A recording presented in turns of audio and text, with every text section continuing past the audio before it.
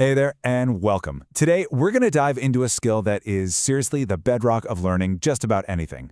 We're going to master the main idea so you can read smarter, not harder, and write with a ton more clarity. Let's get into it. You know the feeling, right? Your eyes have gone over every single word, you get to the bottom of the page, and it's a total blank. You have no clue what you just read. It's super frustrating, but trust me, everybody's been there. Yeah, that feeling is what happens when you get lost in this huge sea of details without an anchor. You're so busy trying to process every little fact, every single sentence, that you totally miss the one big point the author is actually trying to make. But there is a way out of that fog, and the secret isn't just to reread the page over and over. It's about learning to read smarter by spotting the one thing that holds it all together. And that's it, the main idea. It's basically your compass for navigating any text you read. Okay, so before we can become expert main idea detectives, we have to get the basics down. And a lot of people mix these two things up, the topic of a paragraph and its main idea. They sound similar, but they're actually two totally different things. So check this out. It's actually pretty simple. The topic is just the label. It's a word or a short phrase, like fire ants. It just tells you the general subject. But the main idea? That's a full-blown sentence. It makes a point or an argument about that topic. So it's not just fire ants. It's fire ants are painful and destructive pests. See the difference? One's a label, the other's a message. Honestly, you can just boil it down to this super simple formula. You take the topic, you add what the author is trying to say about it, their main point, and bam, you've got the main idea. This little equation is your key to unlocking pretty much any paragraph. And this quote, it is the perfect way to think about it. The main idea is the frame of a house. It gives everything its shape and holds it all up. All the other sentences, those are the details, like the roof, the walls, the windows. Without that solid frame, all you have is just a big pile of junk. All right, so the theory is great, but let's get practical. How do you actually find this thing when you're in the middle of reading? Well, think of this next part as your official detective kit for hunting down the author's key message. It's really just a two-step process. Super easy. First, just find the topic. Ask yourself, who or what is this whole thing about?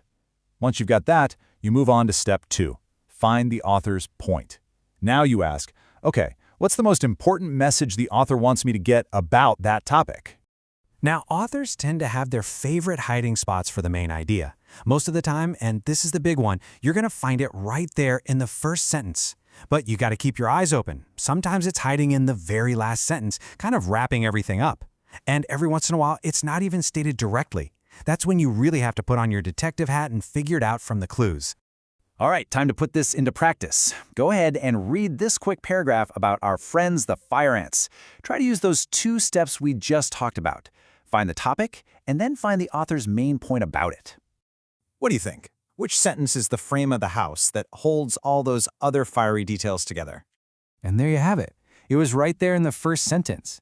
See how everything else, the stuff about the venom, the stinger, the crop damage, all of that is just proof. It's evidence that supports the main idea, that they are in fact painful and destructive.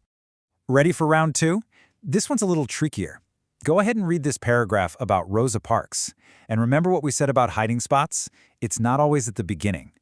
So what's the big idea here? Forget the little details for a second. What is the author's ultimate takeaway message about her story? Boom! It's the very last sentence.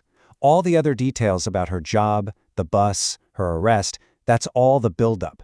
The story leads us to this big, powerful conclusion. This is a classic example of the main idea acting as the grand finale. Okay, so finding the main idea? Check, we've got that down. But here's the cool part. This isn't just a skill for reading. It's a total superpower for writing. Once you get this, you can flip the script and start building your own super clear and powerful paragraphs. When you're the one writing, your main idea lives inside something called the topic sentence.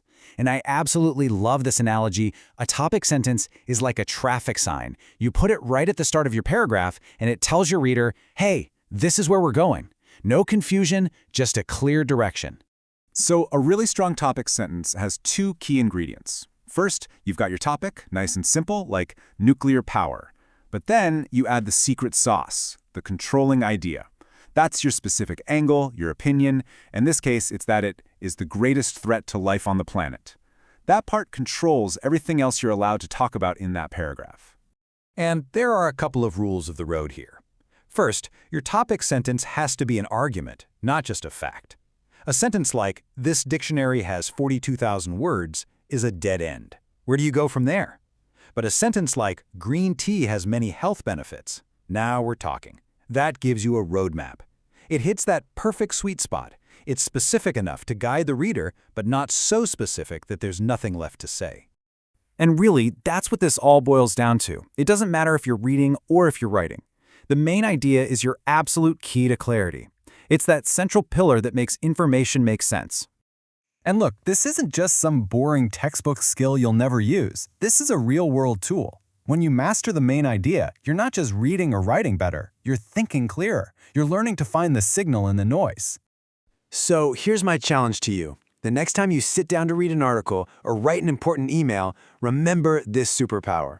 Ask yourself, what's the main idea here? What complex topic are you going to simplify first? Thanks for tuning in.